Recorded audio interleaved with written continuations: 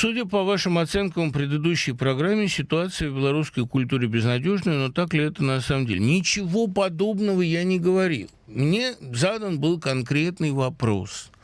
Может ли Беларусь войти в Европу легко и взять курс на Европу? Я сказал честно, нет. Для того, чтобы произошел сейчас такой масштабный поворот, нужен культурный взрыв, которого я не наблюдаю. Значит, сразу после этого Владимир Никляев поспешил мне написать открытое письмо, очень уважительное, очень корректное. С Никляевым я готов эту проблему обсуждать. Эта проблема интересная. Но с журналистами, которые хотят на этом хайпануть и которые поспешили налететь, я не готов это обсуждать. С блогерами, которые начинают хамить, а с какой стати нас должно интересовать мнение Быкова, но оно вас интересует почему-то, понимаете? Я не пытаюсь указывать белорусским авторам, как им жить. Я отвечаю на поставленный вопрос. Бежать от этого вопроса я бы не хотел. Да, в Беларуси есть прекрасный молодежный театр, который умудряется вдобавок работать в условиях совершенно демократических, без единого руководителя. И это, мне кажется, удивительный ответ на ту диктатуру, мягкую, может быть, уже такую несколько старческую диктатуру, но все-таки диктатуру, которую мы имеем сегодня в Беларуси. Беларусь сегодня это такой, говоря по-солженицынски, каленый клин, к которому опасно прикасаться. Знаменитый вопрос, а вот читает ли Быков по-белорусски, чтобы судить о белорусской культуре? Я читаю по-белорусски, господа. Это, в общем, не бином Ньютона. Когда мне надо было прочесть роман моего любимого автора Короткевича «Евангелие от Иуды», а он не был переведен на русский язык, как-то я справился с этим. Прислали мне белорусские друзья, этот, кажется, 3-й том из его собрания сочинений, прочел я его. А когда мне надо было прочесть в 2012 году, кажется, статью Альгерда Бахаревича «Темное прошлое» Каина Лупаки, которая вызвала такую дискуссию бешеную и закончилась, по-моему, чуть ли не выходом его из Союза писателей, прочел я эту статью с большим интересом. Там Каин Лупака, как вы понимаете, это такая анаграмма Янки Купалы, и речь идет о его работе над глубоко советской поэмой «Над рекой Аресой», которая, конечно, трагический факт его биографии. Что говорить? Я достаточно внимательно слежу за творчеством Бахаревича, и мне очень нравится его роман «Собаки Европы».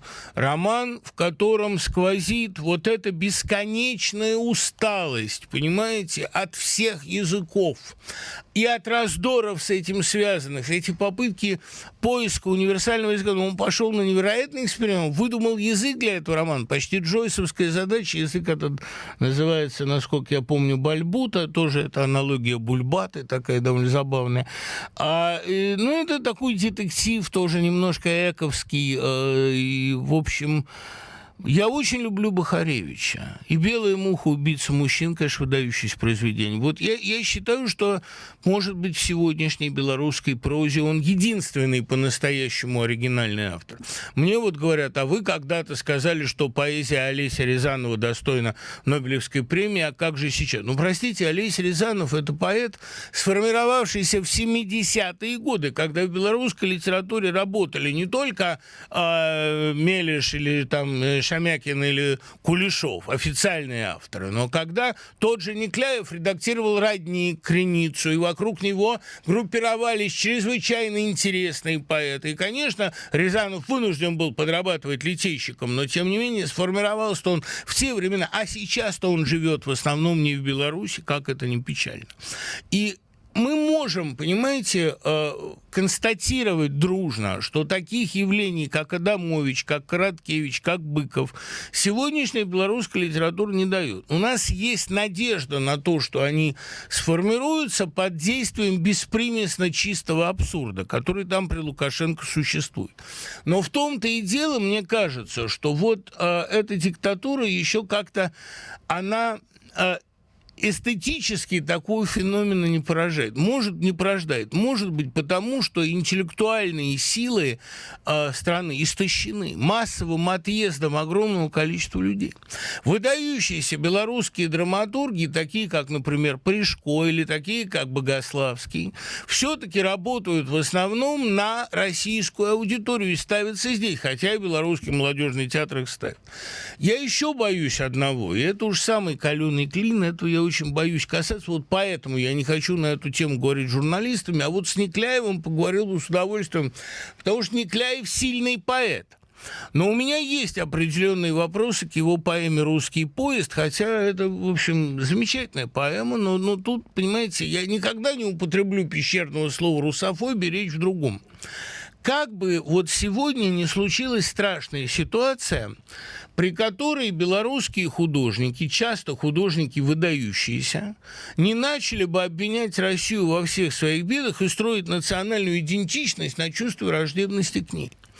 А Россия дает сегодня многие основания для того, чтобы относиться к ней с паническим ужасом. Но вместе с тем, все-таки роль России в формировании белорусской культуры 20-го столетия, она довольно-таки велика, довольно значительна. В этом культурном диалоге многое формировалось. И то, что Гранин и Адамович, петербуржец и минчанин вместе написали блокадную книгу, вот это, мне кажется, пример чрезвычайно плодотворного сотрудничества, потому что сошлись два художественных метода.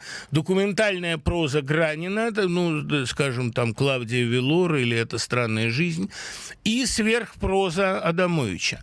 Мне кажется, что в диалоге этих культур, в дружбе Астафьева и Быкова, я был свидетелем того, с какой нежностью они говорили друг о друге, мне кажется, это более вдохновляющий пример. Я считаю без преувеличения великим документалистом Юрия Хащевацкого, но фильм его «Этот безумный русский мир», мне кажется, все-таки несколько плоским. Я понимаю эмоции, которыми он продиктован, но я совершенно не готов эти эмоции разделять, при том, что очень многое там справедливо, понимаете, очень многое там точно. Но Хащевацкий вообще выдающийся мастер. Его фильм «Обыкновенный президент» я поставил бы рядом с фильмом «Рома», к которому он отсылается самим своим названием, абсолютно недвусмысленно. Я просто хочу сказать, что обсуждение современной белорусской культуры, оно очень затруднено вот целым комплексом очень сложных отношений внутри самой этой культуры. Вы знаете, сколько там сейчас дрязг, какой травле прямой подвергается тот же Некляев, какие фильмы снимает тот же Озаренок, между прочим, документалист весьма талантливый, рассказывая о том, как вся белорусская оппозиция, значит, проплачена Западом и эксплуатирует символику фашистов. Это было. И Белоруссия со многим столкнулась еще раньше, чем Россия. Вся эта анатомия протеста там процветала. Неужели вы думаете, что это может для нации, любой нации, пройти бесследно? Конечно, нет. Это все приводит к очень сильной деградации, прежде всего, писательских отношений. Я думаю, что там своих склок хватает. И потом, если я говорю об определенном кризисе в этой культуре, почему, скажем, замечательному белорусскому режиссеру Осляку позволено такое говорить, а про меня сразу же какие-то блогеры, уверен, что абсолютно бескорыстные, радостно пишут: да что нам мнение Быкова, да каждый русский либерал, поскреби его и будет имперцем. Что за высокомерие? Да никакого нет высокомерия. А в русской культуре что же нет сейчас кризиса? Да в русской культуре сейчас такой кризис гигантский, что я не знаю, как она выйдет из него.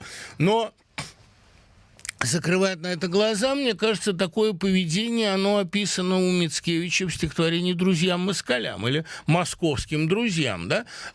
Зачем же, так сказать, кусать ту руку, которая вместе с вами пытается сорвать ярмо? Мне кажется, что как раз вот эта довольно подлая фраза, которую постоянно говорят, каждый русский либерал заканчивается на украинском, на белорусском вопросе. Простите, если каждый русский либерал не готов восхвалять все, что вы думаете, делаете и говорите, наверное, надо как-то все-таки учиться диалогу. А эта нетерпимость, она и есть, понимаете, вот самый ядовитый плод той диктатуры, которую мы пожинаем. Ведь в русском, простите, политическом поле господствуют сейчас такие интонации. Ну, я написал уже в «Новой газете», опять-таки грех себя цитировать, что если главным жанром застоя был анекдот, главным русским жанром нулевых годов и десятых стал донос. Это тоже народное творчество, понимаете, тоже фольклор. И в доносе бывают такие удивительные глубины, такие параноидальные сдвиги, каких вы вряд ли дождетесь у Кафки. Но, тем не менее, донос – это жанр довольно стыдный, мне кажется. А разговаривать с Никляевым я был бы очень рад, если бы у нас случилась возможность такого диалога в эфире или в газете, или при личной или встрече, а мы знакомы. Да я был бы счастлив этим, на самом деле. Только не надо все время меня спрашивать, как часто я бываю в Минске. Я часто бываю в Минске. Я просто не всегда организую фанфары по встрече меня там, чтобы вы об этом знали. Да? Может быть, не только российская история циклична, но и мировая.